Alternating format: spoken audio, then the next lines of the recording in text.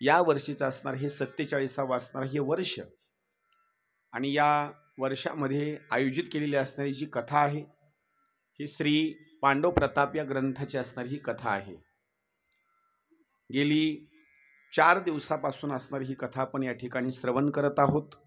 आजचा असणारा हा पंचम असणारा हा दिवस आहे आणि पंचम दिवस म्हटल्याच्या नंतर या ठिकाणी आज उत्तरा आणि अभिमन्यू यांचा असणारा कथेचा भाग या ठिकाणी आपल्याला श्रवण करायचा आहे। तो सोहळा सुद्धा या ठिकाणी संपन्न करायचा आहे। म्हणून आज या ठिकाणी पंचम दिवशी आपल्याला कथा श्रवण करत असताना कालपर्यंत कुठपर्यंत कथा आपली आली होती याच्यामध्ये असणारा 24 तासाचा कालावधी निघून गेला। म्हणून तुमचे परत असणारे मन तिथपर्यंत आणण्याकरता डोक्यामध्ये कालची आपली कथा कुठपर्यंत आली होती हे अगोदर आणून देतो। त्याचं कारण एक आहे, टीव्हीवर जर एखादी मालिका पाहायची असेल तर ते सिरियल वाले सुद्धा तुम्हाला काय मालिका झाली ते अगोदर 5 मिनिटं दाखवतात, त्याच्यानंतर पुन्हा मालिकेला सुरुवात करतात। तसं कालचा असणारा भाग आपण या ठिकाणी श्रवण केला। अर्जुनानं आणि श्रीकृष्ण भगवंतांनी खांडवनाला असणार जाळण्याचा असणारा प्रयत्न, खांडवन जाळलं, त्याच्यामध्ये लपिता आणि सारंग असणारे पक्षी, एक जरिता असणारी पक्षी काही पिले, तक्षकाचे 99 पिलं आणि दुसरा एक असणारा तक्षकाचा असणारा एक भाग पिल्ल्याचा ज्याचं की शेपूटकट झालं होतं ते एक पिल्लू असणारं वाचलं। मग याच्यामध्ये मै नावाचा असणारा एक दानव मात्र एक वाचला। तो दानव होता आणि त्या मयासुराच्या बाबतीमध्ये जर वर्णन करायचं म्हटलं तर हा मयासुर म्हणजे कोण असं जर आपल्याला चिंतनित करायचं म्हटलं ना, हा मयासुराच्या बाबतीमध्ये वर्णन करायचं म्हटलं म्हणजे हा मय नावाचा दानव म्हणजे राजा रावणाचा असणारा सासरा हा मयासुर। आणि विशेष स्वरूपामध्ये या मय दानवानं भगवान श्रीकृष्णाची आणि अर्जुनाची प्रार्थना करण्याकरता सुरुवात केली। देवा, तुम्ही मला वाचवलं बरं का त्या खांडवनामधून, काहीतरी मला काम द्या। कसं आहे, एखादं तुम्ही माझं जे काम केलेलं आहे ते काम म्हणजे साधारण काम नाही। जीव वाचवलाय माझा, जीव, एवढे लोक मरण पावले त्याच्यामध्ये, माझा जीव तुम्ही वाचवला। आणि माणसाला सगळ्यात जास्त प्रिय काय असेल तर माणसाला प्राणप्रिय आहे। मला तुम्ही वाचवलं खांडवनातून, त्याच्यातून उत्तीर्ण होण्याकरता काहीतरी मला काम सांगा बरं का। म्हणजे उत्तीर्ण, प्रत्येक ठिकाणी एखादा मजूर जर शेतामध्ये आपण लावला त्याचं काही ऋण आपल्याकडे राहू नये म्हणून आपण काय करतो, त्याला 200, 400, 500 रुपये देतो। कशा करता, त्याचं ऋण आपल्याकडे काही राहू नये। किंवा एखाद्या माणसानं जेवण आपल्याला आमंत्रण दिलं, आपण त्याच्या घरी गेलो, जेवण केलं, परत आलो, आपल्याला असं वाटतं कधीतरी या माणसाला जेवण करण्याकरता आपल्या घरी बोलवं का।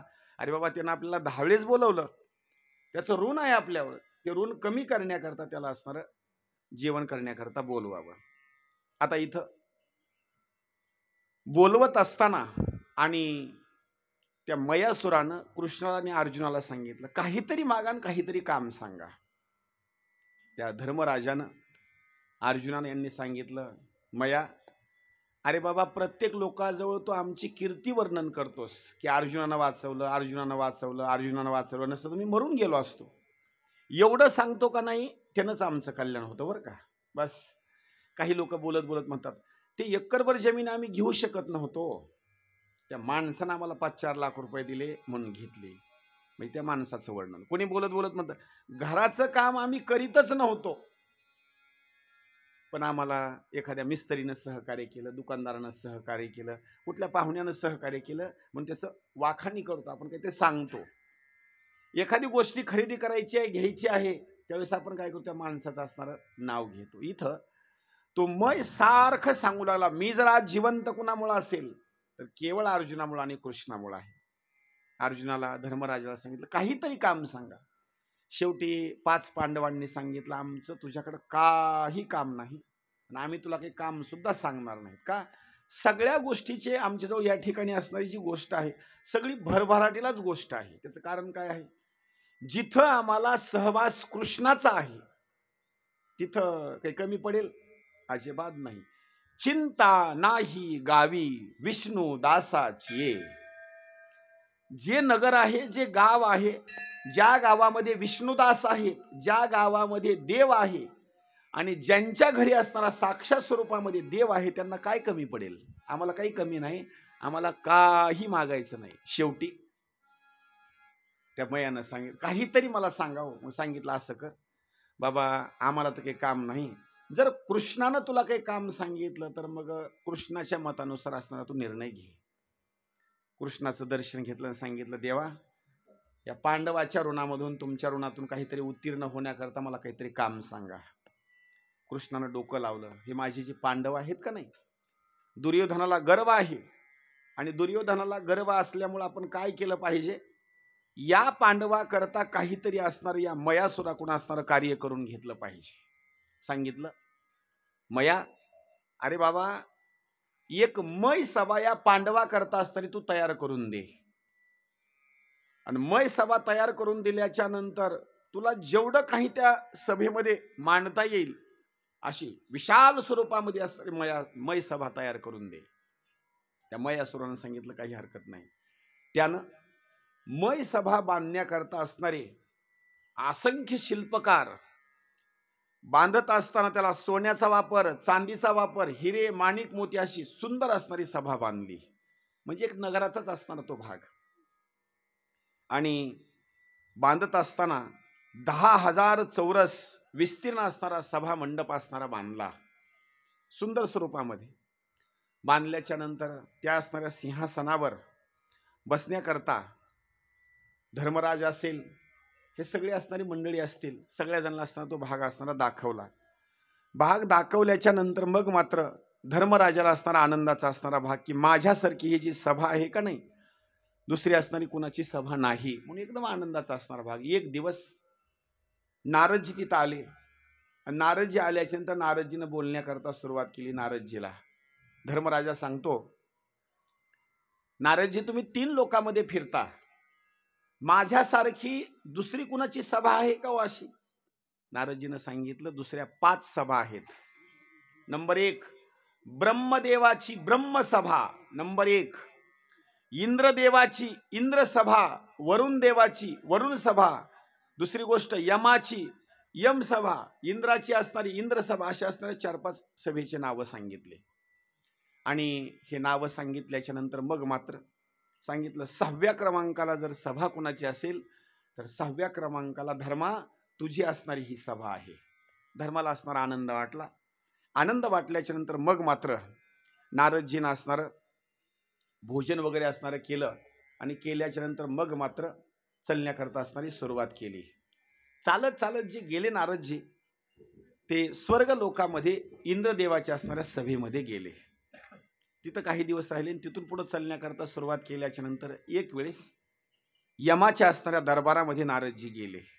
यमाच्या दरबारामध्ये नारदाचं आणि यमाचं असणारं दर्शन, यमानं नारदजीचं दर्शन घेतलं आणि दर्शन घेतल्याच्या नंतर तिथं पंडूराजाची भेट झाली. ऐका बरं का, लक्ष देऊन ऐका. हा पंडूराजा म्हणजे 5 पांडवांचा असणारा पिताचा असणारा भाग म्हणजे वडील. पंडूराजाचं आताचं जे ठिकाण सांगितलेलं आहे या कथेमध्ये, तो पंडूराजा यम दरबारामध्ये यमाच्या सभेमध्ये असा सिंहासनावर बसलेला होता. कुठल्याच गोष्टीची कमतरता नाही. ज्याचा सहकारी यम आहे त्याला कुठल्या गोष्टीची कमतरता पडेल? नारदजी तिथं गेले. नारदजी बसल्याच्या नंतर नारदाची आणि पंडूराजाची चर्चा सुरू झाली. नारद वर्णन करतात, पंडूराजा, काय तुमचं भाग्य, आज तुम्हाला बसण्याकरता जे सिंहासन भेटलेलं आहे हे यम दरबारामध्ये भेटलेलं आहे. मला तर असं वाटतं तुम्हाला इथं कुठल्याही गोष्टीची कमतरता नाही. त्यावेळेस त्या पंडूराजानं सांगितलं, खरंच बरं का, मला कुठल्याच गोष्टीची कमतरता नाही, पण एका मात्र गोष्टीची कमतरता आहे आणि सारखी माझी असते ते सलत राहते गोष्ट. सांगितलं, कोणती? मला काही त्रास नाही, पण ही यमाची जी सभा आहे का नाही, या सभेमध्ये मी सिंहासनावर बसल्याच्या नंतर इथं दररोज लोक मेलेले येतात बरं का म्हणले. आणि मेलेले लोक आल्याच्या नंतर घटना अशी होते, हा यम काय करतो, सिंहासनावर बसल्याच्या नंतर हाताखालच्या सेवकांना असणारी आज्ञा देतो. ज्यानं आईला मारहाण केली, पत्नीच्या बाबतीमध्ये असताना त्रासाची भूमिका, लोकाला त्रास दिला, ज्याचं ज्याचं काही पाप असेल, यम काय करतो, त्या यम दरबारामध्ये असताना आपल्या हाताखालच्या दूतांना सांगतो आणि मरण पावलेल्या माणसाला तिथं आणल्याच्या नंतर मारहाण करण्याकरता सुरुवात करतो. आता इथे एक वर्णन केलेलं आहे. हा मार धर्माला नाही, हा जो असणारा जो मार सांगितलेला आहे, हा संपूर्ण असणारी माराची भूमिका म्हणजे जो धर्म आहे, हाच धर्म म्हणजे यम. स्वतःहून माराची भूमिका नाही, तर आपल्या हाताखालची जी लोक आहेत त्यांना मारण्याकरता सांगतो. मारा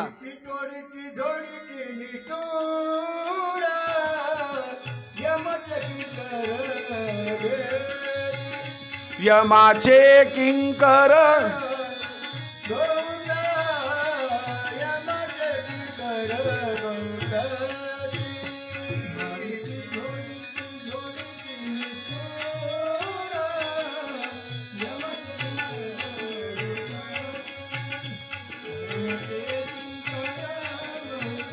टाळ घेऊन बसा, टाळ घेऊन.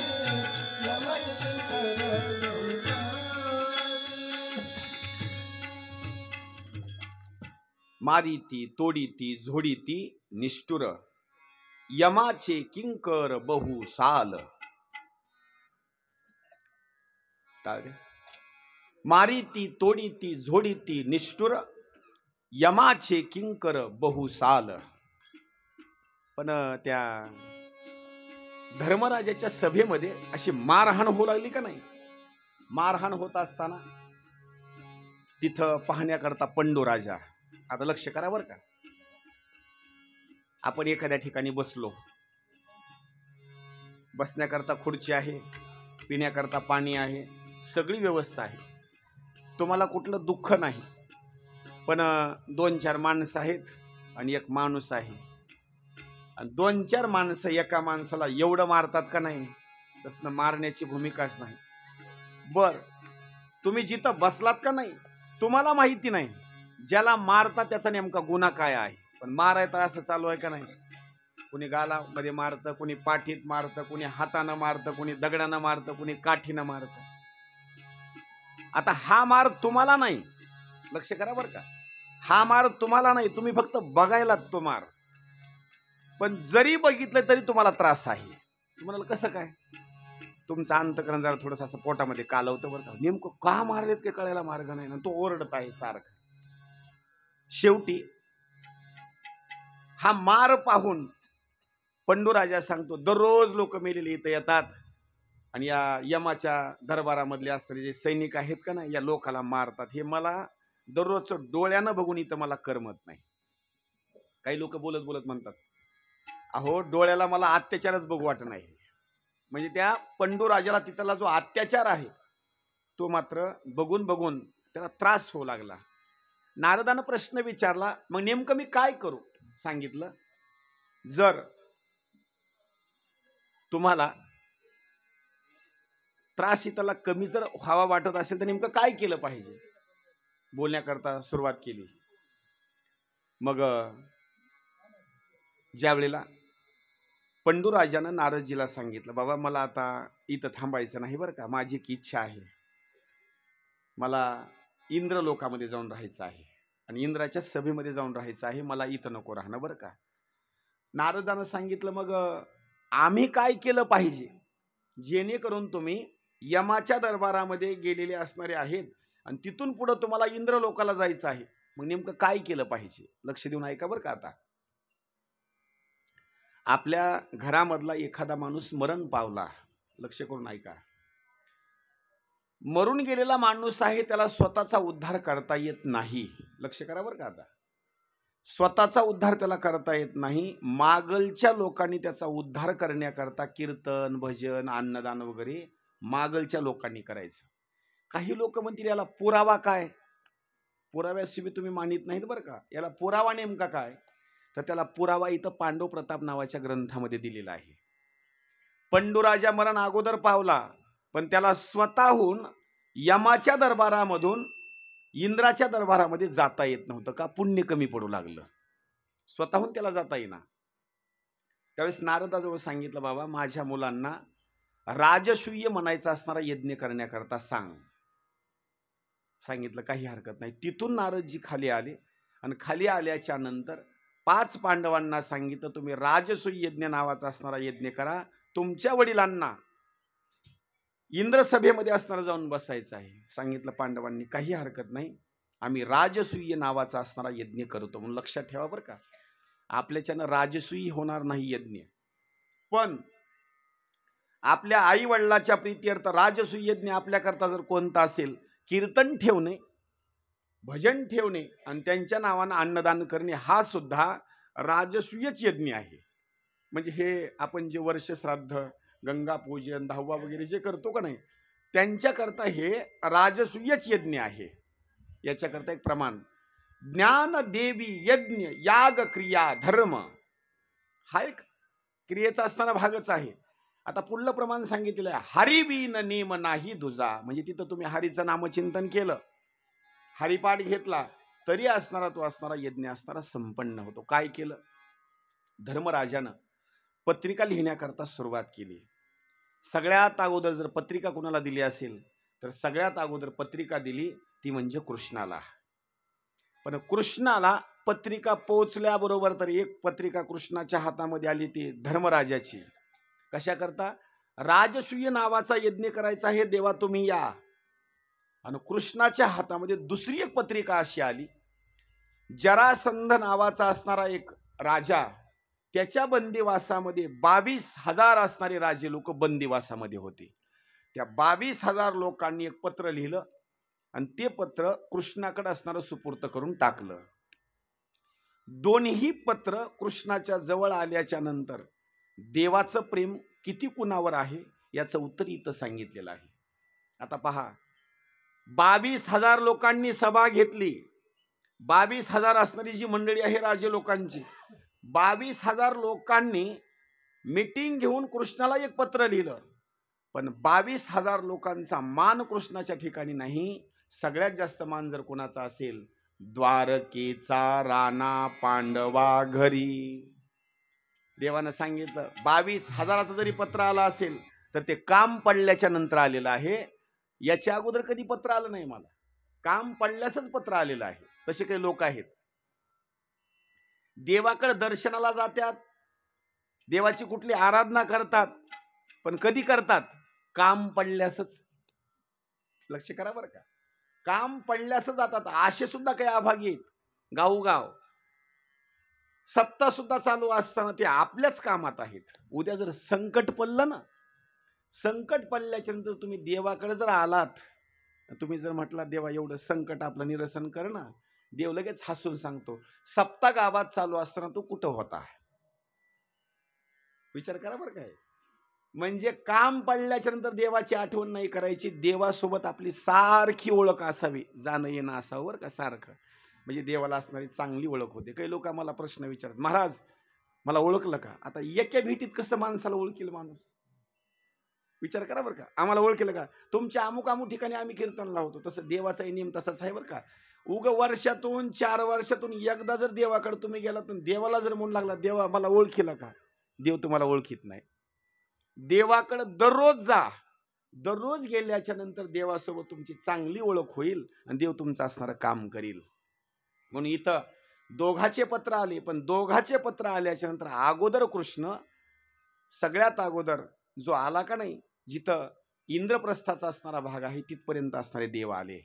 आल्याच्या नंतर धर्मराजानं स्वागत केलं आणि स्वागत केल्याच्या नंतर बोलण्याकरता सुरुवात केली. कृष्णा, माझ्या वडिलांना आणि माझे जे वडील आहेत त्यांना असणार आता इंद्रसभेमध्ये असणार पाठवून द्यायचं आहे. त्यांनी वरून निरोप दिलेला आहे, राजसूय नावाचा यज्ञ करायचा आहे. देवानं सांगितलं बरोबर आहे. राजसूय नावाचा यज्ञ करायचं म्हटल्याच्या नंतर अनेक राजे मंडळी जिंकावे लागतात, त्यांच्याकडून सोनं नाणं वगैरे आणावं लागतं.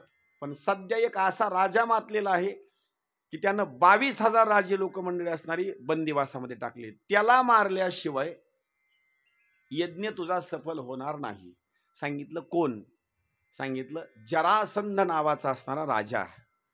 मग धर्मराजा म्हणतो काय केलं पाहिजे. काही नाही, माझ्यासोबत तुझे असणारे 2 बंधू पाठवून दे, त्या 2 बंधूला घेऊन जाऊन मी त्या ठिकाणी जरासंधाचा असणारा वध करून टाकतो. काय केलं देवानं, भीमाला एक सोबत घेतलं आणि भीमाला सोबत घेतल्याच्या नंतर अर्जुनाला एक सोबत घेतलं. नगरीच्या जवळ गेले. नगरीच्या जवळ गेल्याच्या नंतर मग मात्र त्यांनी वेश असणारे पालटले. 3 जणांनी ब्राह्मणाचा वेश धारण केला. कृष्णानं ब्राह्मणाचा, भीमानं ब्राह्मणाचा आणि अर्जुनानं सुद्धा ब्राह्मणाचा. त्यावेळेला जरासंध आला आणि जरासंध आल्याच्या नंतर जरासंधानं ब्राह्मण म्हणून या 3 जणांचं दर्शन घेतलं. आता हे काही ब्राह्मण नव्हते, एक कृष्ण, एक भीम आणि एक अर्जुन, पण ब्राह्मण म्हणून दर्शन घेतलं. आणि सहज देवबाप्पांना विचारलं, काय तुमची अपेक्षा आहे? काही तुम्हाला धान्य पाहिजे का, फळं पाहिजे का, सोनं पाहिजे का, वस्त्र पाहिजे का? या 3 जणांनी सांगितलं काहीच नाही. एक शब्दही बोलले नाहीत, गप. 2-3 दिवसाचा कालावधी होऊन गेला. सारखे सैनिक जायचे आणि विचारायचं काय पाहिजे. शेवटी सैनिकांनी राजाला सांगितलं, असे 3 महात्मे आहेत का नाही म्हटले, अन्नही घेत नाहीत, पाणी घेत नाहीत, काहीच नाही, कशाचीच मागणी करीत नाहीत आणि बोलत तर नाहीत. जरासंध विचार करतो, जे 3 जण आले का नाही हे साधे नसतील, आपण जाऊन एकदा विचारपूस करावी.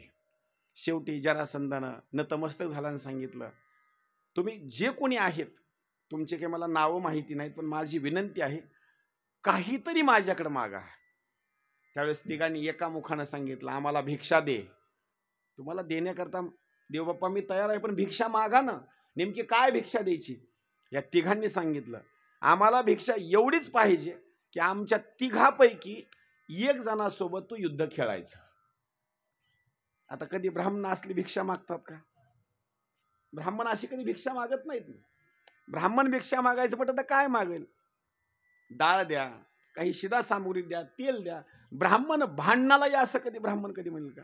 कधीच म्हणणार नाही. शेवटी त्या जरासंधाने विचार केला, जे भांडणाचं नाव काढतात आणि युद्धाचं नाव काढतात हे ओरिजिनल ब्राह्मण नाहीत. त्यांच्या डोक्याच्या केसापासून असं न्याहाळण्याकरता सुरुवात केली आणि पाहण्याकरता सुरुवात केली. तर ते ब्राह्मण पाहत असताना त्यांची जे अंगठ्याच्या ठिकाणचे जे भाग आहेत का नाही, बोट, इथं नुसती अशी घट्टी पडलेली होती. त्यांना अशी ओळखलं जरासंधानं, ब्राह्मणाच्या ठिकाणी इथं कधीच घट्टा नसतो बरं का. हा, कधीच घट्टा नसतो. ब्राह्मणाचे हात म्हणजे एकदम कोमल कोमल कोमल असणारे हात. का? कामधंदा करण्याचीच काही गरज नसते ना, फक्त मंत्र म्हणणे ना आपला संसार असणारा आनंदामध्ये चालवणे. आणि त्यांना काय, नुसतं तुंप खाणे आणि ढेरी पुढं आणणे, बस संपलं. दुसरं काहीच नाही. असं म्हणजे त्यांचा भर म्हणजे सगळ्यात जास्त जर कशावर असेल, खाणं पिणे आयुष जिथल्या तिथं असेल, अजिबात ते चिंता करत नाहीत. आता आपला खेळ उलटा आहे. गाईचं दूध आपण काढायचं, ताक आपण काढायचं, लोणी आपण करायचं, काढवायचं आणि त्यांना नेऊन विकायचं. ते खातात, आपण नाही. हा, आणि त्यांना दवाखान्यामध्ये नेल्याच्या नंतर डॉक्टर म्हणतो तुम्हाला रक्तदाब होईल बरं का, त्यांचं रक्त वाढतं. आणि आपला पेशंट जर दवाखान्यात नेला की डॉक्टर म्हणतो यांना रक्ताच्या 2 बाटल्या लावावं लागते त्यांना. म्हणजे काम करून रक्त शरीरात नाही ना. घट्टे पाहिले आणि सांगितलं, तुम्ही ब्राह्मण नाहीत, मूळ स्वरूपामध्ये नेमकं कोण आहेत सांगा. कृष्ण हसला आणि हसल्याच्या नंतर कृष्ण सांगतो, अरे जरासंधा, मला ओळखलं का तू? माझं नाव कृष्ण आहे. कृष्ण म्हटल्याच्या नंतर जरासंध हसू लागला. काय म्हणला देवान, काय नाही, 17 वेळेला तुझ्यासोबत म्हणला कुस्ती खेळण्याकरता भांडणाला आलो म्हणला, 17 वेळेला तुझ्या भावानं मला हरवलं म्हणला. बलराम दादानं जरासंधाला 17 वेळेला हरवलं होतं. तरी काही माणसं अशी असतात, नाक जरी कापलं का नाही, तुमची तुम्ही बोला बरं का आता, 17 वेळेला हरवलं होतं तरी युद्धाला परत येऊच लागला. जरासंध म्हणतो, तुझ्या भावानं मला 17 वेळेला हरवलं आणि तुम्ही इथं कशा करता आलात? काही नाही, माझं एक मत असं आहे की तुम्ही माझ्यासोबत युद्ध खेळावं. त्यावेळेस जरासंधानं सांगितलं, युद्ध खेळलं असतं, पण तू लबाड आहेस, तू भिकुड आहेस. त्याचं कारण काय? देव काय करतो, जशी जशी वेळ येईल का नाही तसं तसं कधी पळतो पण देव, नाटक करतो बरं का, रणांगणातून पळून पण जातो देव. कधी काल यवनाला मारायचं होतं, युद्ध खेळलं नाही, पुढं पळून गेला.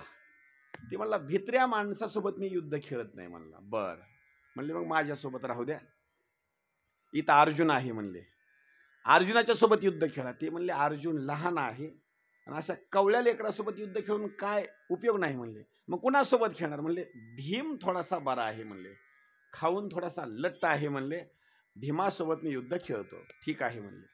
भीमासोबत असणारं युद्ध खेळण्याकरता सुरुवात झाली आणि युद्ध खेळण्याकरता सुरुवात झाल्याच्या नंतर 1 आणि 2 नाही 27 दिवसापर्यंत युद्ध चाललं. 27 दिवसापर्यंत युद्ध चालल्याच्या नंतर भीमानं काय करायचं, असे 2 पाय असे चिरण्याकरता सुरुवात करायची, मध्यभागी असे, उजव्या हाताकडे एक भाग, डाव्या हाताकडे एक भाग. शेवटी देवानं सांगितलं, याचा जन्माचा भाग थोडासा वेगळा आहे. जरा नावाच्या राक्षसनीनं याला टाके टाकून सांधलेला आहे. मग त्याच्याकरता एक काम करायचं, उजव्या हातातला भाग आता डाव्या हाताकडे टाकायचा आणि डाव्या हाताचा उजव्या हाताकडे टाकायचा. मग मात्र जरासंध असणारा जिवंत झाला नाही, जरासंधाचा असणारा मृत्यू सांगितलेला आहे. जरासंधाचा असणारा मृत्यू झाला आणि मृत्यू झाल्याच्या नंतर मग मात्र राजसूय यज्ञाला असणारी तयारी करण्याकरता आणि संख्या असणारी मंडळीला बोलवण्याकरता सुरुवात केली. ज्यावेळेला लोक येण्याकरता सुरुवात झाली, असंख्य असणारे राजे मंडळी आले आणि राजे मंडळी आल्याच्या नंतर तिथं कौरव पण आहेत, पांडव पण आहेत, द्रौपदी आहेत, पांडवांचे 5 मुलं पण आहेत. ही सगळी असणारी मंडळी आहे. पण आता यज्ञ करायचा म्हटलं ना, तर यज्ञ करायचा म्हटल्याच्या नंतर प्रत्येक कामाची वाटणी पाहिजे बरं का, प्रत्येक कामाची. आता मुलींना, ऐ तुम्ही तिकडे जावा, तुम्ही बाहेर या, सगळेच बाहेर या, सगळेच तुम्ही बाहेर या इकडं. आता आपल्याला अखंड हरिनाम सप्ताह करायचा, सगळ्याची मीटिंग असते बरं का. पंक्ती कुणं करायच्या, बर, काकडा कुणं करायचा, जागर कुणं करायचा, कीर्तनला कुणं उभं राहायचं, ऐकायचं कुणं, कीर्तन सुटण्याच्या अगोदर पंक्ती कुणं धरून बसायच्या, हे सगळं नियोजन अगोदर असतं बरं काय. म्हणजे हे जे नियोजन आहे, कुठलं जरी कार्य करायचं म्हटलं का याला अगोदर नियोजन असतं. त्यावेळेस सांगितलं, एवढा मोठा राजसूय नावाचा यज्ञ करायचा, कामाची वाटणी करा, प्रत्येकाकडे असणारी कामं काय करा, वाटून असणारे देण्याकरता सुरुवात करा. कृष्णानं सांगितलं, माझ्याकडे काय करा, ब्राह्मणाचे पाय धुण्याचे, जे ब्राह्मण मंडळी येतील का नाही त्यांचे पाय धुवायचे आणि पत्रवळ्या उचलण्याचं काम माझ्याकडे द्या. लक्ष करा बरं का. आता हे आपल्याला लाजा वाटतात बरं का, ही पत्रवळ्या उचलायची म्हटलं की लाजा वाटतात. याच्या पुढे आणखी सांगतो, लोकाची उचलू नका. तुम्ही जी पत्रवळी खाल्लंय का नाही तेवढी तरी व्यवस्थित उचला. काही लोक असे आहेत का नाही, पत्रवळीच्या खाली एकतर सांडलेलं सुद्धा अन्न उचलून त्या पात्रावर घेत नाहीत आणि व्यवस्थित नेऊन टाकीत नाहीत. माझं तर मत आहे, दुसऱ्याची उचलण्यापेक्षा जिथं आपण बसलो का नाही, आपली पत्रवळी तरी व्यवस्थित उचलावी ना. आपल्या घरी जेवण केल्याच्या नंतर तसंच ठेवतो का आपण? अजिबात नाही. घरी माझी स्वच्छता. अरे हे घर म्हणजे माझ्या हनुमंतरायाचं घर आहे, हे घर म्हणजे माझ्या विठ्ठल रुक्मिणीचं घर आहे. तुम्ही तुमचं घर तिथं असताना टापटीपणा ठेवता, हे देवाचं घर व्यवस्थित ठेवा ना. आणि देवाचं घर व्यवस्थित ठेवल्याच्या नंतर देव पण आपलं घर व्यवस्थित असणारं ठेवतो बरं का. टापटीपणा जिथल्या तिथं नुसते आपण आपलेच घर साफ करण्याकरता चालू आहे. माझी तर विनंती आहे, आता 2-3 दिवस राहिलेत, आता इथली जी काही अवस्था आहे का नाही, इथं सडा टाका, इथंच बरं का, पाणी आणून वगैरे व्यवस्थित तिथं रांगोळ्या काढा. आलेल्या नवीन माणसाला असं वाटलं पाहिजे, गाव म्हणजे गाव बरं का, गाव म्हणजे गाव. बस मुलगी द्यावी तर वसू सायगाव मध्येच द्यावी, त्यांना असं वाटलं पाहिजे बरं का. 50 वर्ष झाली आता गाव बदललं बरं का. 50 वर्ष झाली गाव बदललं असं का. म्हणजे लोकांना असं वाटलं पाहिजे काहीतरी बदल झाला बरं का. आणि सून जरी आपल्याला समजा आपल्या मुलाकरता ही करायची का नाही, तर स्वतःहून त्यांनी मागणी मागण्याकरता इथं यावी. म्हणजे मुलगी सुद्धा करत असताना इथं त्याचं कारण एक आहे, तसं आपलं आचरण आणि आपलं सुद्धा वागणं त्याचं कारण एक आहे. तुमच्या घराकडे बघून कोणी लोक मुली देत नाहीत बरं का, हे लक्षात ठेवा. काही लोक म्हणतात घर चांगलं आहे पण गावच खराब आहे, हो जरा लक्ष करा बरं का. नुसतं घर असून पण चांगलं नाही, गाव सुद्धा चांगलं पाहिजे, मंदिर सुद्धा चांगलं पाहिजे, सगळी असणारी भूमिका चांगली पाहिजे.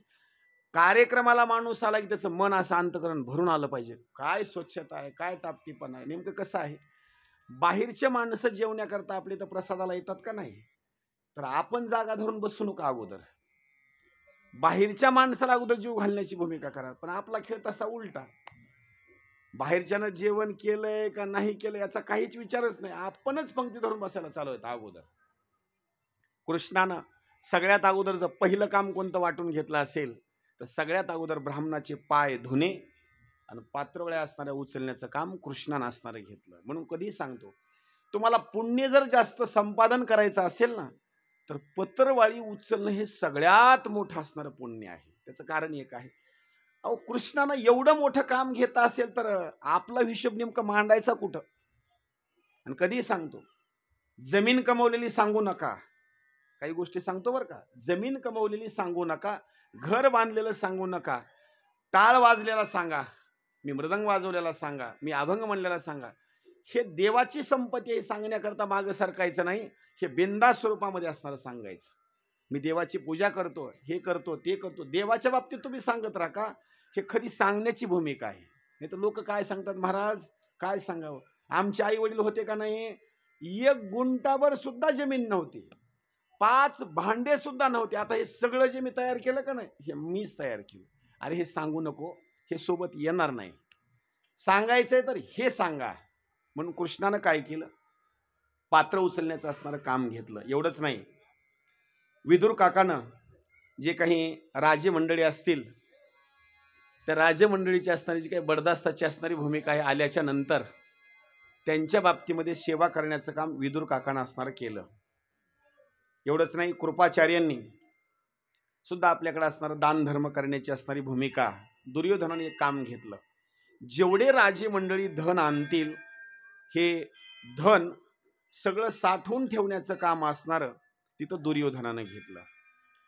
सहदेव असेल, नकुल असेल, द्रौपदी असेल, पांडवाचे असणारे 5 असणारे मुलं आहेत, या 5 असणाऱ्या मुलांनी थंडगार असणारं पाणी पुरवण्याचं काम असणारं त्यांनी असणारी हातामध्ये घेतलं. एवढंच नाही, द्रौपदीनं वाढण्याचं सुद्धा असणारं काम घेतलं. भीमाकडे एक काम दिलं.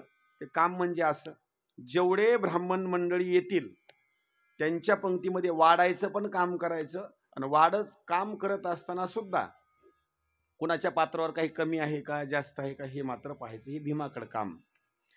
सगळ्यात मोठं काम दिलं भीष्माचार्याकडं. कुठं काय कमी आहे, कुठं काय कमी आहे, हे सगळं नियोजन पाहण्याचं काम भीष्माचार्याकडं. ही सगळी असणारी भूमिका ठरली. यज्ञाला असणारी तयारी असणारी सुरुवात झाली.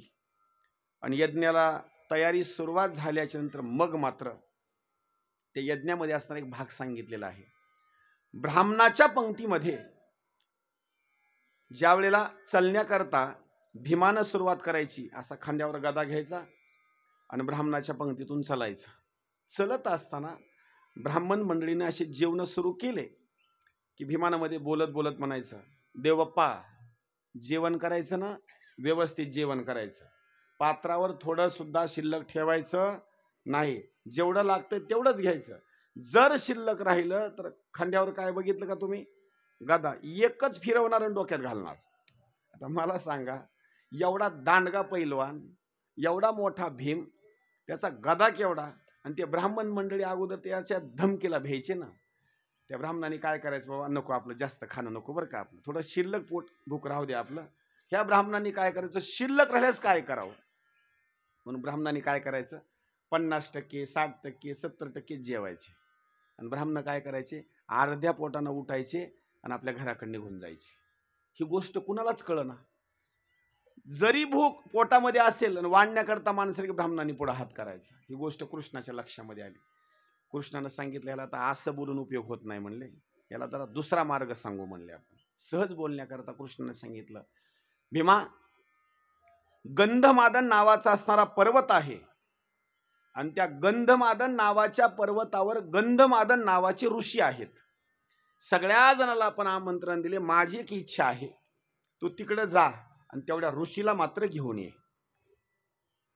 भीमानं सांगितलं, काय देवा तुम्ही माझ्याकडे काम सांगता आणि काय नाही, एवढं काम सोपं काम दुसरं कुणाकडे तरी सांगावं. नाही म्हणले, तो जो ऋषी आहे मंदिरातले पोर बाहेर यावर, ऐका, मंदिरात कोण बसलेलं आहे, सगळे बाहेर यावर तुम्ही. घंट्या वाजवला याला बाकी वेळ नाही कधी. मंदिरामध्ये बसलेले मुलं बाहेर या, शान आले की बाहेर या, दुसरीकडे चर्चा करीत बसा तुम्ही. बाहेर या, इकडे बाहेर या सगळेच तुम्ही. आणि ज्या वेळेला सहज श्रीकृष्ण भगवंतानं सांगण्याकरता सुरुवात केली, जो गंधमादन नावाचा असणारा जो ऋषी आहे का नाही, तर हे ऋषी शक्यतो कोणी जरी त्यांना बोलवण्याकरता गेलं तर बोलवण्याकरता गेल्याच्या नंतर हे ऋषी यायचे नाहीत. याच्याकरता दृष्टांत, एखादा माणूस असतो घरी बसलेला, लेकरू पाठवल्यास येत नाहीत, दुसरं कोणी पाठवलं तरी येत नाहीत, पण स्वतः एखादा चांगला माणूस गेला का नाही मग त्याच्या मानाला मग मान राखून मात्र येतात. कृष्णानं सांगितलं कुणाला जरी पाठवलं तर तो ऋषी येत नाही बरं का, आणि यज्ञ तुमचाच आहे, स्वतः तुम्हीच जाऊन आमंत्रण दिलं तर तो बाबा येईल, नाही तर येत नाही. भीमाला सुद्धा खरं वाटलं, खरं आहे बरं का, मलाच गेलं पाहिजे. तोपर्यंत भीम गदा असा खांद्यावर टाकला आणि चालण्याकरता सुरुवात केली. रस्त्यामध्ये भेट झाली हनुमंतरायाची, असं मोठं शिपूट असं टाकून बसलेले, आणि भीमाला गर्व. भीम जवळ गेले शेपटीच्या, रस्त्यामध्ये ते शेपून टाकून बसल्याच्या नंतर भीमानं बोलण्याकरता सुरुवात केली हनुमंतरायाला. हनुमंतरायाला त्यांनी ओळखलं नाही हे हनुमंतराय आहेत म्हणून, त्याला बोलण्याकरता सुरुवात केली. ए माकडा, तुला काय अक्कल वगैरे काय काय म्हणले, रस्ता एवढा म्हणले, किती मोठा रस्ता म्हणले, शेपूट टाकून बसला म्हणले रस्त्यावर, लोकांनी कसं वागायचं म्हणले, ते शेपूट असताना बाजूला काढून घे म्हणले. आता ते हनुमंतराय होते आणि देवाच्या लक्षामध्ये आले हनुमंतरायचं, हे माझ्याकडचे गिराईक पाठवलंय का नाही म्हणले, ह्याचा गर्व कमी करण्याकरता पाठवलंय म्हणले. हनुमंतरायांनी ओळखली गोष्ट, सांगितलं भीमाला, अरे बाबा, शिपूट मी रस्त्यावर टाकून बसलो म्हणजे मला काही कळत नाही का एवढं म्हणले, ते झालं असं म्हणले, शेपूट मला अलीकडे घ्यायचंय म्हणले, पण शक्ती माझी क्षीण झाली म्हणले, माझी विनंती आहे म्हणले, काय करा तेवढं शेपूट तुम्हीच उचला, आणि तेवढं उचलून काय म्हणले एवढ्या रस्त्याची जरा बाजूला ठेवून द्या. शेवटी असं क्षुल्लक काम त्या भीमाला वाटलं, आपल्याला ह्या वानराचं शिपूट उचलायचं नाही, हे बाजूला नेऊन ठेवायचं, आपण हातानं कसं उचलावं म्हणले. हे हातानं कसं उचलावं, एखादा मरून पडलेला साप असल्यास काय आपण हाताने उचलतो का, एखादी काठी घेतो काहीतरी घेतो त्याला उचलून असं साईडला टाकतो. भीमानं काय केलं, आपल्या हातावरचा जो असणारा जो गदा आहे का नाही, त्या गद्यानं त्याला ढकलेलं, त्याला साईडला असं त्या शिपटीला, तेवढा गदानं असं ढकलण्याकरता सुरुवात केली, शेपूटच हलना ना. आता ते हनुमंतरायचं शेपूट आहे, विचार करा, ते म्हणजे शेपटी म्हणजे काय लहान शेपटी आहे का ती, अशी ढकलली, गदेनं शेपटी ढकलं ना. शेवटी गदा साईडला ठेवून दिला, एका हातानं उचलायला सुरू केलं तरी उचलना. 9000 हत्तीचं बळ लावलं शेपटी उचलण्याकरता, तरी शेपूट उचलना. शेवटी भीमानं हात जोडल्याने सांगितलं, नेमकं तुम्ही कोण आहेत मला सांगा, मला कळालं नाही बरं का म्हणले, मी तुम्हाला माकड म्हणलो. अरे बाबा, माझं नाव सांगायचं म्हटल्याच्या नंतर त्रेतायुगामध्ये पवनपुत्र असणारे हनुमंतराय मी आहे बरं का. लगेच असणारा साष्टांग दंडवत घातला, दर्शन घेतलं आणि सांगितलं, बस मला, मी तुम्हाला इथं ओळखलं नाही, मला माफ करा बरं का, पण हे तुम्ही शेपूट असं का टाकून हे केलं. सांगितलं तुला असा गुण येणार नव्हता म्हणून मी टाकलं म्हणले, आता तू काळजी करू नको, माझं शेपूट मला साईडला घेता येत नाही का म्हणले, हो एका मिनिटात मी घेतो, पण भीमा इथून पुढं मात्र कधी गर्व करू नको बरं का. भीमानं सांगितलं इथून पुढं मी कधी गर्व करणार नाही. चलत चलत असणारे पुढे गेले, गंधमादन नावाचा असणारा पर्वत लागला, तिथं गेले. ऐका बरं का, गंधमादन नावाच्या पर्वतावर गेल्याच्या नंतर जे ऋषी होते त्या ऋषीच्या दर्शनाला गेले. आता आमंत्रण द्यायचं आणि त्यांना घेऊन जायचंय. ऋषीचं दर्शन घेतलं, पण ऋषीचं दर्शन घेत असताना त्यांच्या शरीराचं वर्णन केलेलं आहे. ह्या गळ्यापासून त्यांचं खालचं जे शरीर सांगितलं, पायापर्यंत सगळं शरीर सोन्यासारखं चमकलेलं नुसतं असं. म्हणजे एखाद्या माणसाचं जे शरीर असतं का नाही, इतकं गोरपान का नाही, काय वर्णन करावं त्याचं काय नाही, इतकं दिसण्याकरता सुंदर की सोन्यासारखं असं चमकू लागलं, एवढं शरीर सुंदर.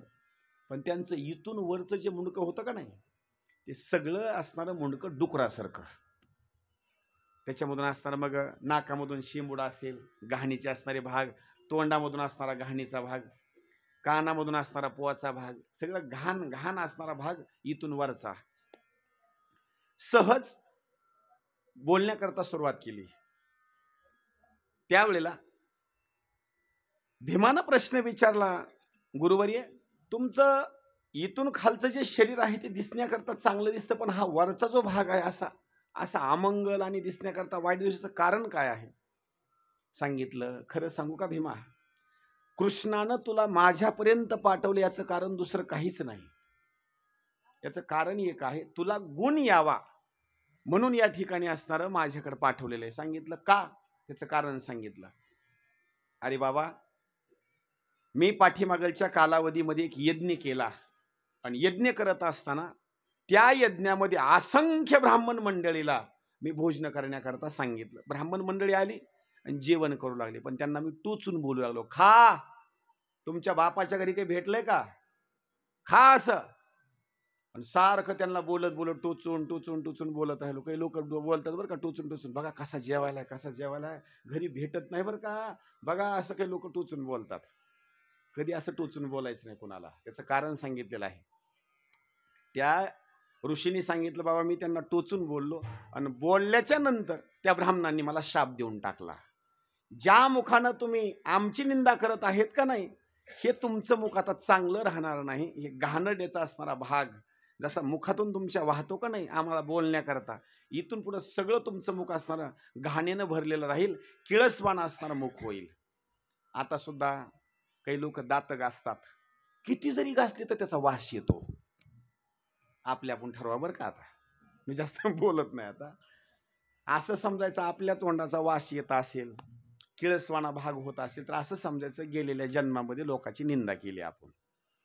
म्हणजे इथं गंधमादन नावाचा असणारा जो भाग आहे ऋषीचा, त्यांनी असणारा उपदेश केला, दर्शन घेतलं आणि दर्शन घेतल्याच्या नंतर मग मात्र निघाल्याच्या नंतर परत असणारा इकडे आले आणि परत आल्याच्या नंतर मग मात्र श्रीकृष्ण भगवंताचं दर्शन घेतलं आणि सांगितलं, देवा तुमच्यामुळं मला तिकडं पाठवल्याच्या नंतर गुण आला बरं का.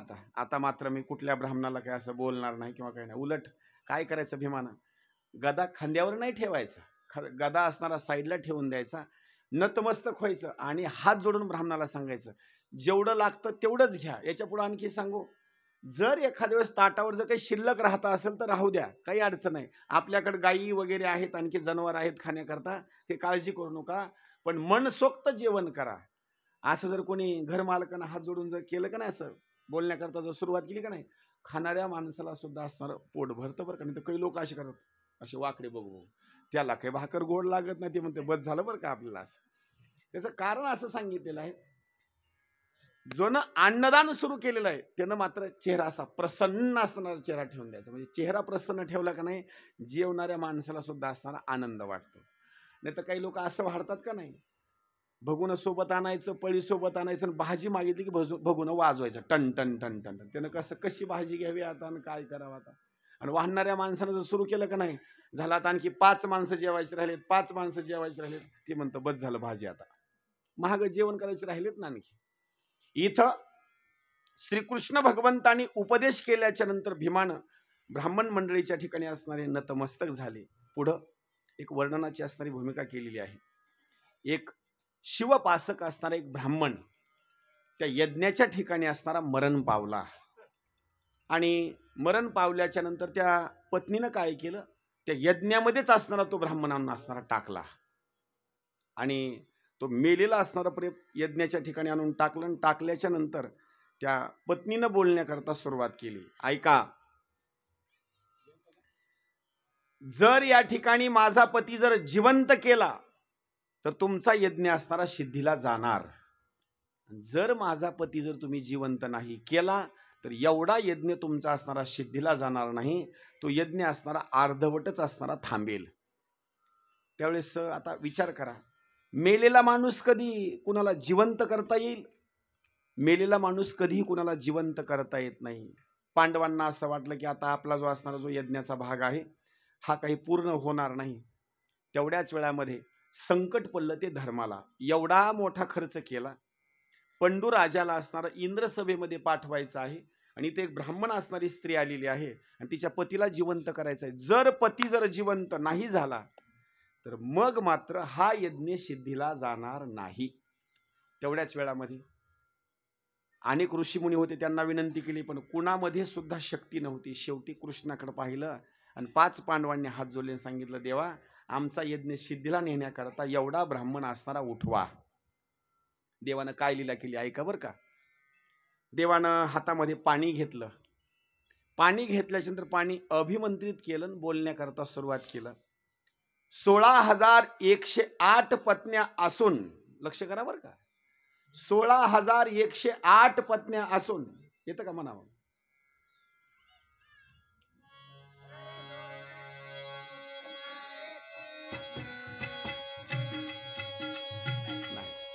नाही ते नाही.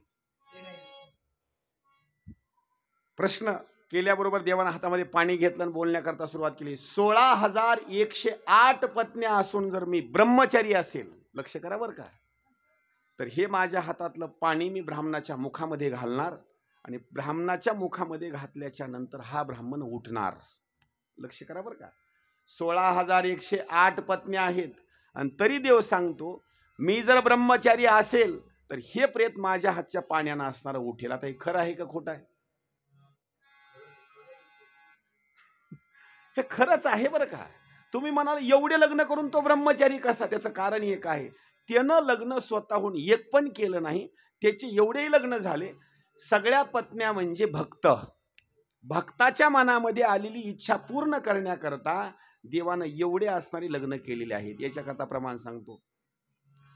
तुका म्हणे नटधारी भोग भोगुनी ब्रह्मचारी,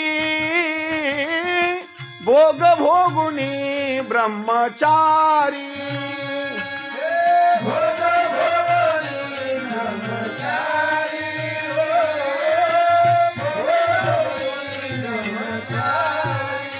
तू का म्हणे नटधारी,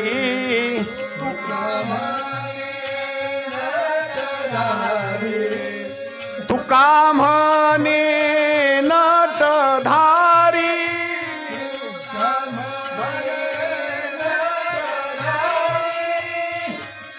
भोग भोगुनी ब्रह्मचारी, भोग भोगुनी ब्रह्मचारी, भोग भोगुनी ब्रह्मचारी, भोग भोगुनी ब्रह्मचारी.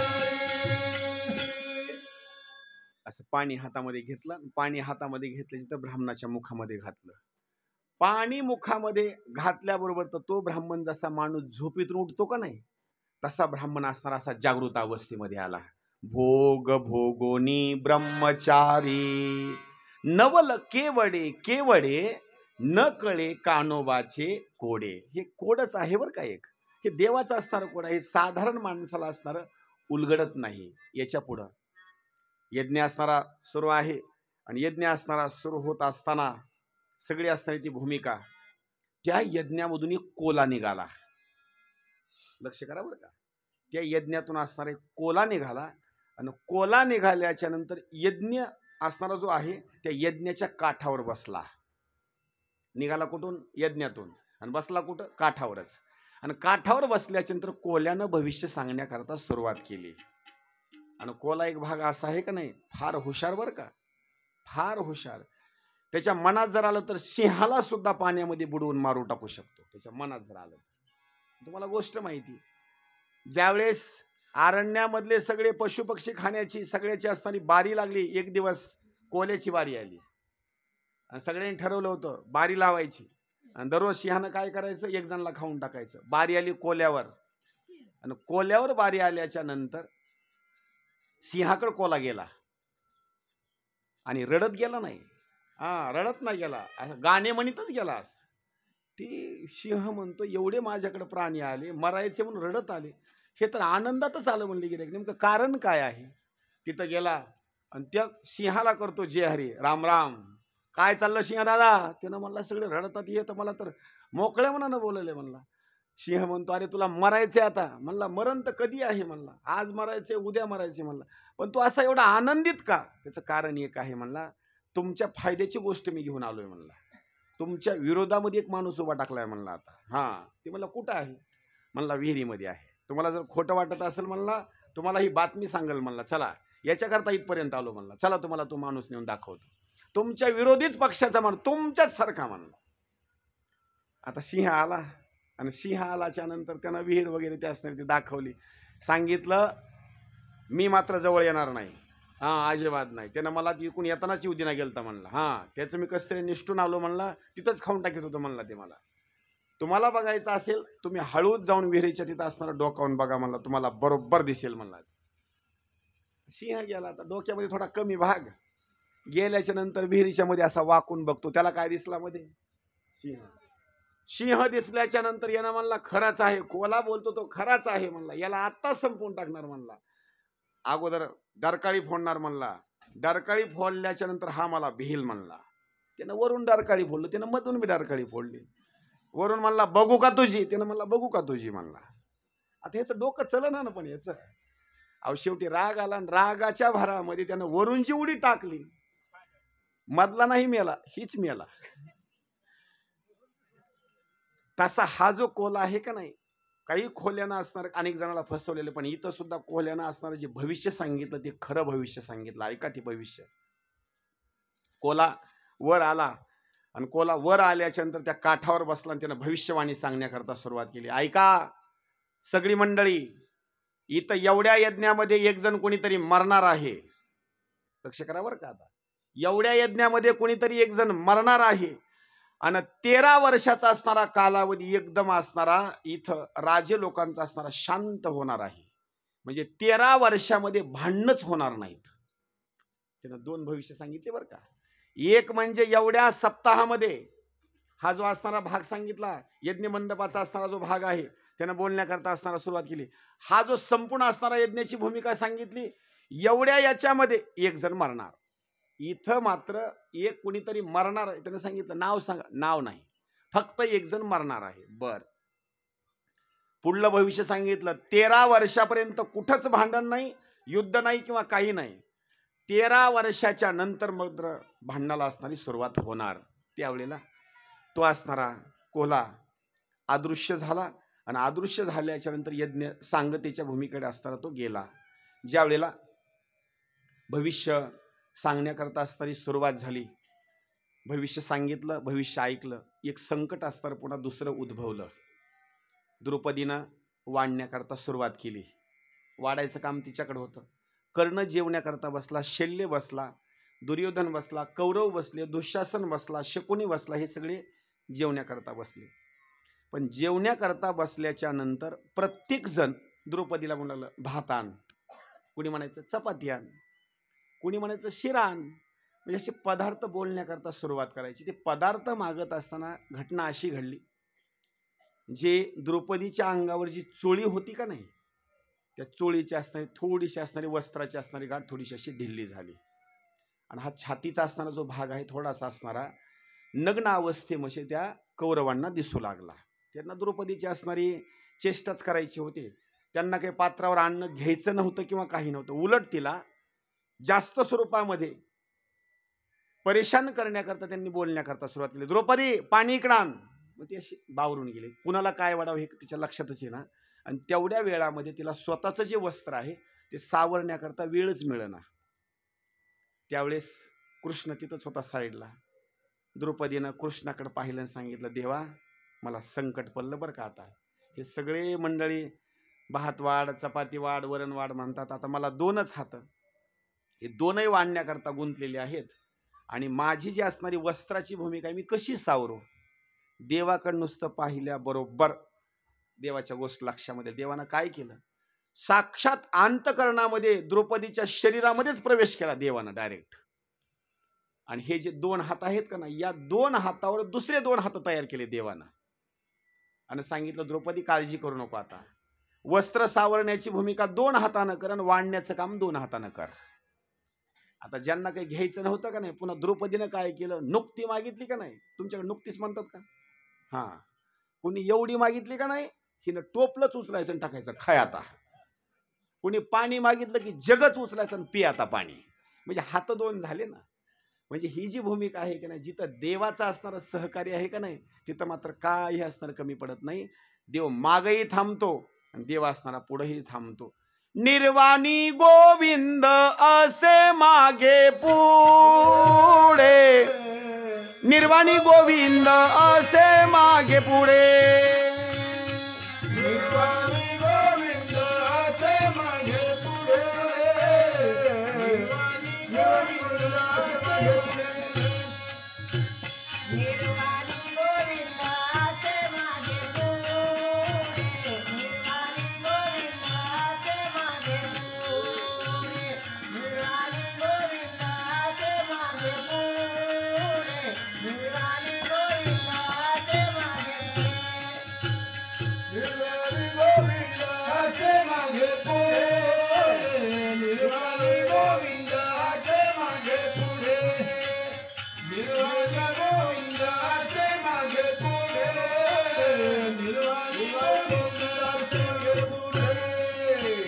काहीच साकडे पडोने पडोने काहीच साकडे पडोने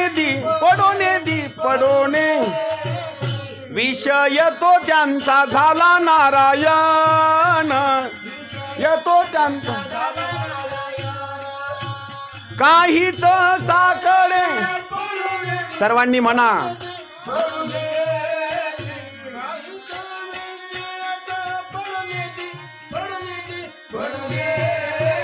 विषय तो त्यांचा झाला नारायण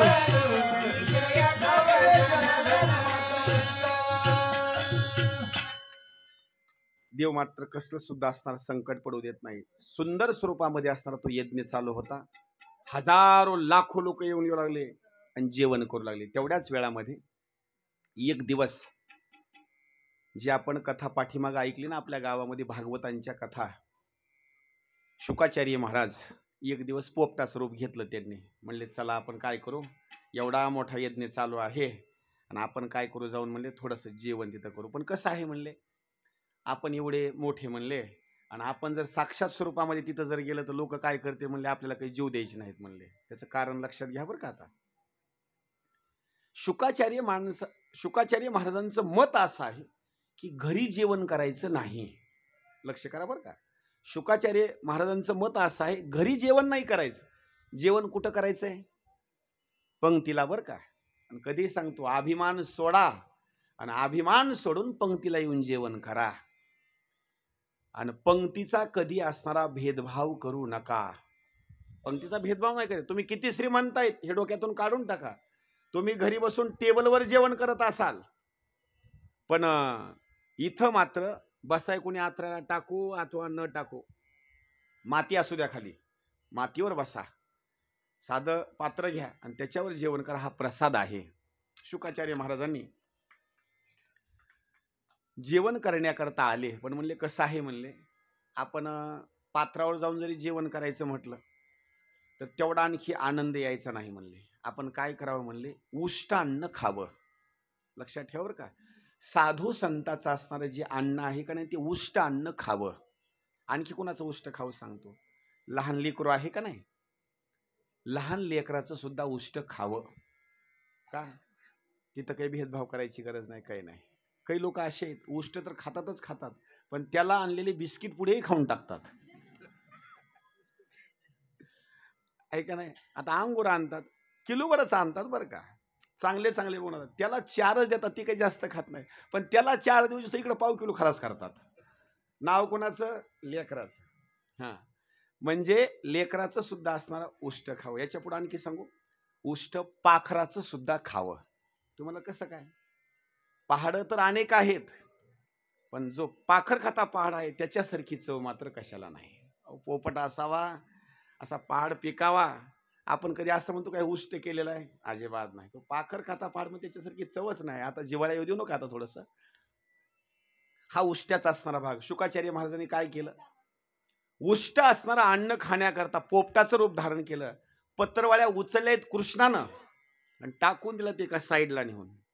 शुकाचार्य महाराज तिथं गेले आणि त्या पत्रवळ्याच्या ढिगावर बसले आणि एक एक असणार ते तांदळाचा असणारा जो भात आहे का नाही तो असणारा तुम्ही असे ते शुकाचार्य महाराज तिथं असे खाऊ लागले. खात असताना त्यांनी एक घास खाल्ला की स्वर्ग लोकामध्ये असे टणकून घंटा वाजायची.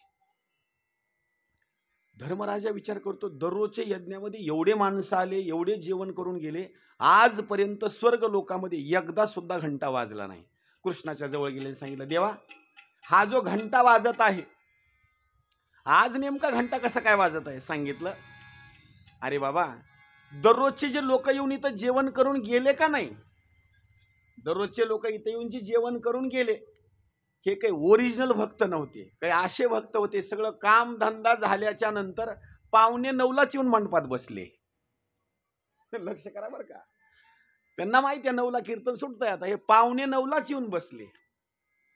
खरे जे वारकरी आहेत का नाही ते 8:30 येऊन बसतात.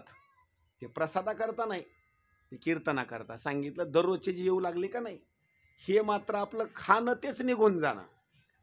पण इथं एक असा व्यक्ती आज आलेला आहे तो ब्रह्मवेत्ता आहे, तो ब्रह्म जाणणार आहे. सांगितलं किती ब्रह्मवेत्ते आहेत. शुक याज्ञवल्क्य दत्त कपिल मुनी, शुक याज्ञवल्क्य दत्त कपिल मुनी.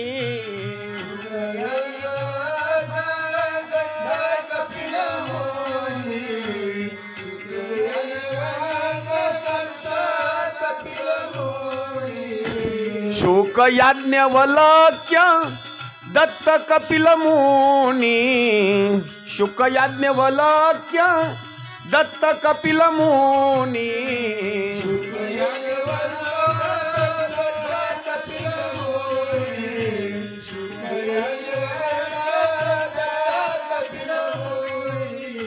हरीसी जानोनी हरीच झाले, हरीसी जानोनी हरीच झाले. हरिमुखी गाता हर पली चिंता,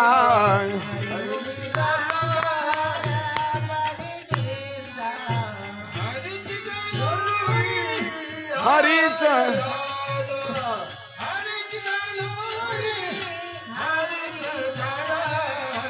हरिमुखी गाता हर पली चिंता.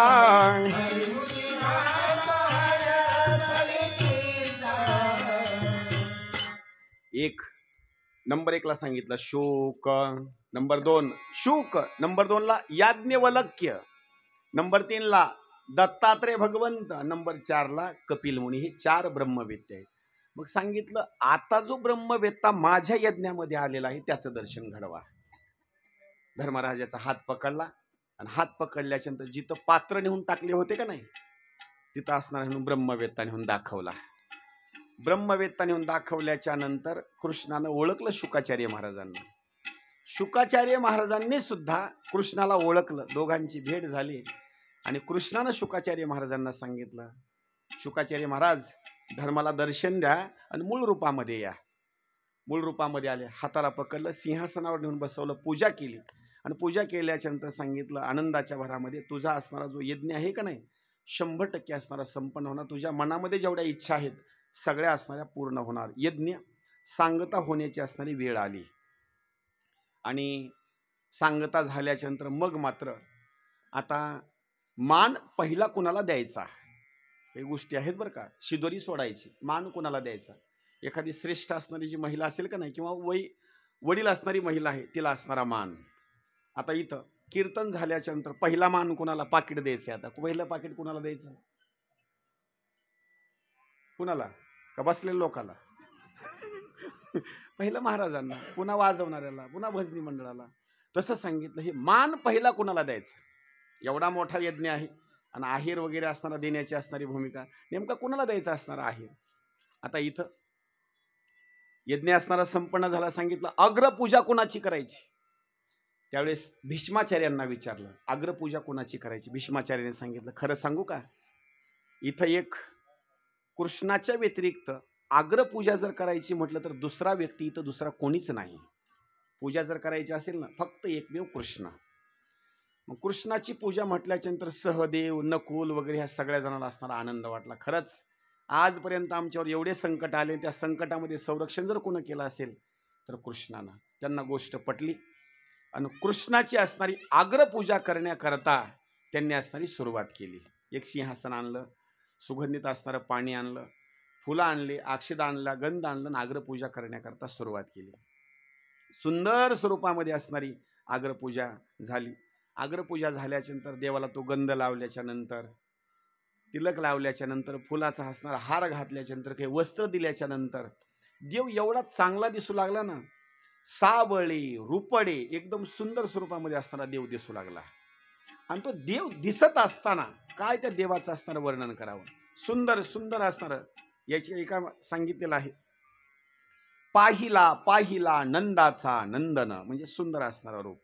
मोर मुकुट पितांबर शोभे, बस अशा स्वरूपामध्ये. किंवा वर्णन केलेलं आहे कासे पितांबर कस्तुरी टिळक कुंडल शोभे काना. सुंदर स्वरूपामध्ये असणारा देव दिसू